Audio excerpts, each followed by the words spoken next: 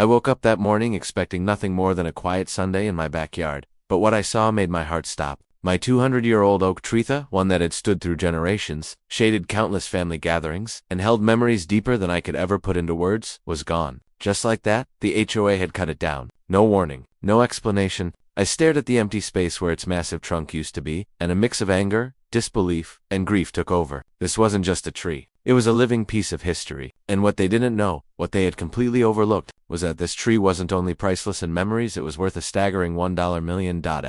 I tried to wrap my head around the destruction. I couldn't help but wonder, how could they not see the value, not just in dollars, but in what that tree meant to a family and a community? And now, facing the HOA's cold rules and their unexpected mistake, I had to decide whether to fight back or just let it go. But one thing was certain, this wasn't over. And what happened next would shock everyone involved. I couldn't stop replaying the scene in my mind. That tree had been in my family longer than anyone could remember. My grandparents used to tell stories about climbing its branches as kids, carving initials into the bark, and hiding secrets in its hollow trunk. It wasn't just to try it was a witness to generations of laughter, milestones, and even heartbreak. And now, in one ruthless morning, the HOA had erased all of it.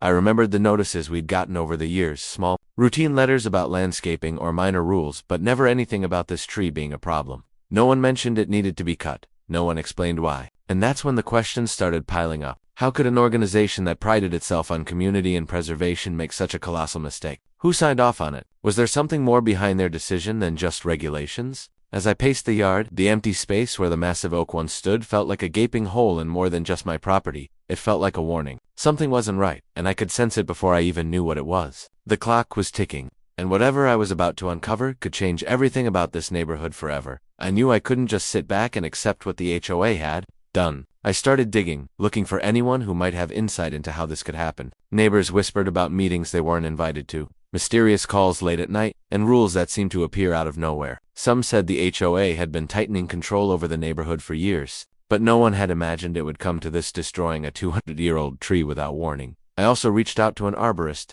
hoping to get an idea of the tree's real value. When they confirmed it was worth nearly $1 million, not just for the wood, but for its rarity and historical significance, felt a mix of anger and disbelief. How could anyone make such a costly mistake? And why hadn't anyone in the HOA noticed? Meanwhile, tension in the neighborhood began to rise. Some neighbors sympathized with me, while others quietly supported the HOA's decision, citing rules and regulations. The split was creating a quiet but dangerous rift, and I realized this wasn't just about one tree anymore. It was about control, influence, and secrets that had been buried for decades.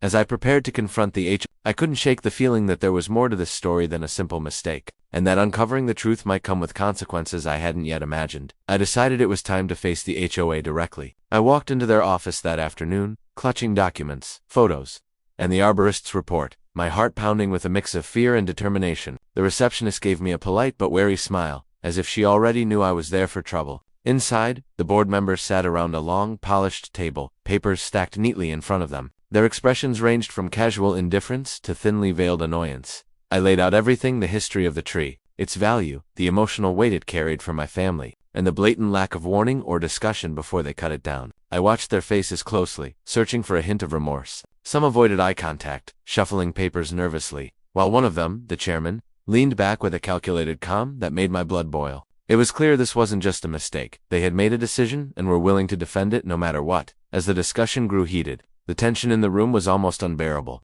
I could feel the undercurrent of secrets, of alliances, and hidden agendas that went far beyond a tree. Whispers of past decisions, unexplained fines, and suspicious approvals hung in the air. And I realized I had just scratched the surface of something much bigger. When the chairman finally spoke, his words hinted at consequences I hadn't anticipated, and a chilling realization hit me. Confronting the HOA might be just the beginning. What I uncovered next could change everything, and put me at odds with people who weren't willing to back down.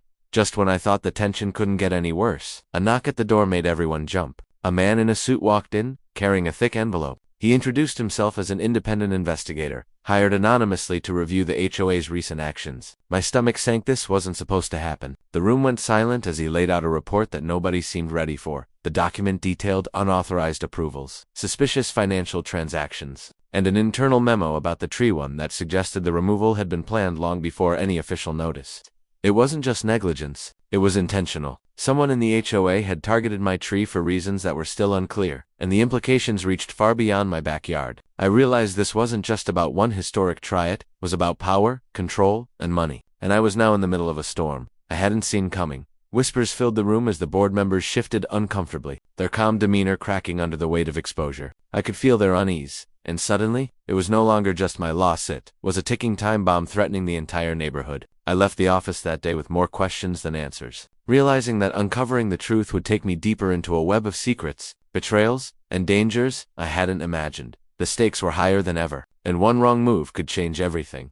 The day of the big meeting finally arrived. The entire neighborhood had gathered outside the HOA office, curiosity and tension buzzing through the air like static. I stepped up, documents in hand, ready to lay everything out: the tree's history, the arborist's valuation, and the investigator's report revealing the HOA's deliberate plan. Cameras clicked, neighbors whispered, and for the first time, the board members looked genuinely cornered. I presented the facts clearly, showing that the destruction of the 200-year-old tree wasn't just an accident. It was part of a scheme involving hidden development plans and financial gain at the expense of the community. The evidence was undeniable, and the room seemed to shift under the weight of truth. One by one, board members stammered, their carefully constructed defenses collapsing. The tension was electric, like a storm ready to break. Just as it seemed the conflict had reached its peak, a voice from the back of the room stopped everyone cold. It was a neighbor I hadn't noticed before, someone who had been quietly documenting the HOA's actions for years. In their hands were emails and recordings that proved the plot went even deeper than the investigator's report suggested, implicating not just the HOA board, but external investors planning to buy properties after the tree's removal. The revelation sent shockwaves through the room, leaving everyone stunned. What had started as a fight to save a tree had become a battle against greed, secrecy, and betrayal, and even as justice seemed within reach,